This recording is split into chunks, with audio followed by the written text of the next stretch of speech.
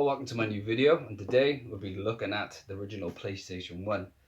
Now this is one of my favourite consoles of all time, and I just want to show you how to get the best image onto your HD screens. Now it's a bit different than the PlayStation 1 because also the PlayStation 2 is backwards compatible, and you can use different cables with this to actually make the image better. And also the PlayStation 3 is backwards compatible using a HDMI out.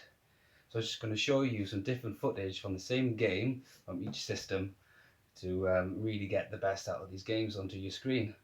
Now I know a lot of you guys use upscalers and video converters, but I'm just going to use it natively from the console itself straight to the TV from the cables that you can use with these systems. So catch you guys in a bit. So originally with the PlayStation 1, when you bought a box, that came with these aerial connectors. Now you see there, that's the cable that will go back into your TV, and you have to manually tune in the TV to that channel where you plugged in to get the picture of the game. So they're the lowest end quality of cables you can get. And then after that, a lot of the CRT TVs back in the day would include these composite cables connectors. So all the information of the video will come out for that yellow, and then the audio will then come out for the red and the white. So it was a bit better quality image coming out for them. But here in the UK, we had these RGB SCART connectors, and also I know they were used in Japan. So that go back in the PlayStation, and that go into the TV. So there was a lot more video and audio information coming out for them, so the quality was definitely a bit better. Then after that, with the PlayStation 2 and the PlayStation 3, they included these component cables. So the video information was coming out for the red, green and the blue, and the audio again for the red and the white. So a lot of the early HD TVs had them, and you can actually get a HD signal with them.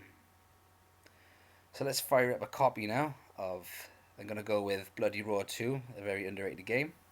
Bloody Roar 2.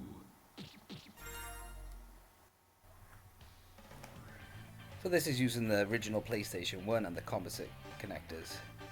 So if you think this image quality is a bit bad, the RF was a bit worse, but if you use these connectors, the RF and the composite on a 14-inch TV, they're pretty fine. They look pretty decent. But when you're hooking these up to a LCD HD screen, yeah, they're not that great.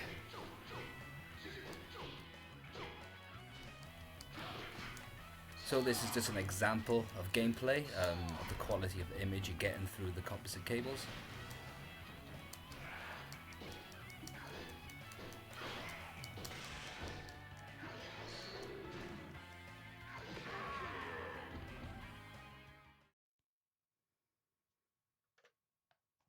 Yeah, so we're going to boot up the game now again on the PlayStation 2.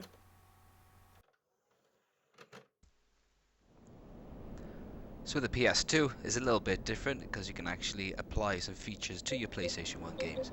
This is a modded one, but it's exactly the same on a normal PlayStation 2.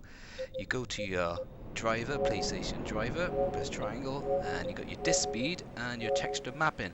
You can have it fast, and the texture mapping is smooth. So it just applies a smooth texture onto your games, and the disk speed being fast actually speeds up the load times on your games. Bloody Roar 2. As the PlayStation 2 does have a quicker disk drive, that means it can actually speed up your PlayStation 1 games, unlike the slower PlayStation 1. Hugo the Wolf. Yuriko the Half-Beast. You can see, like with the text, they're a lot sharper, a lot clearer. You win. Lucky it wasn't a full moon.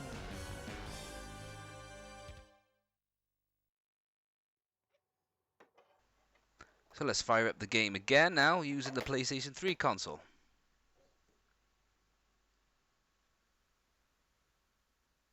So it just recognizes it as a PlayStation formatted disc. Just click on it.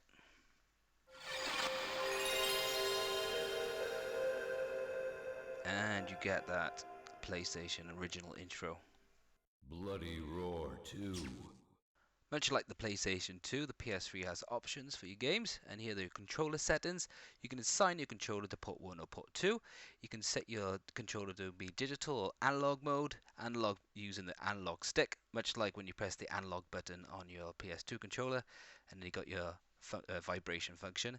With the other settings, you got your smoothing on or off, much like your PlayStation 2 again, and then you got your screen mode, which is normal or full screen. Full screen actually stretching your game to fit your screen on the TV, and you got your normal, which means the normal aspect ratio that the game was in. And that's the method I like to use myself. You go the wolf. You go the wolf.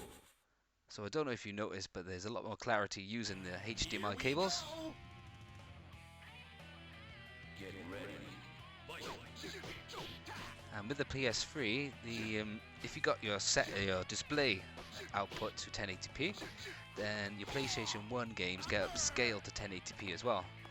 But do remember this is in emulation, because that's how the PlayStation 3 plays PlayStation 1 games. It's got none of that PlayStation 1 hardware to play the games, so there might be some issues with some lag inputs or some frame rate dips. But when you get a picture quality like this is how I like to play the games.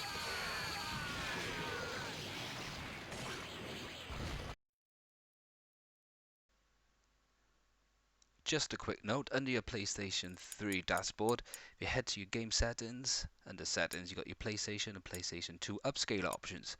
You got normal and full screen, and then you have your PS and PS2 smoothing options, so you can either keep them on or off, so whichever way you like to play your game.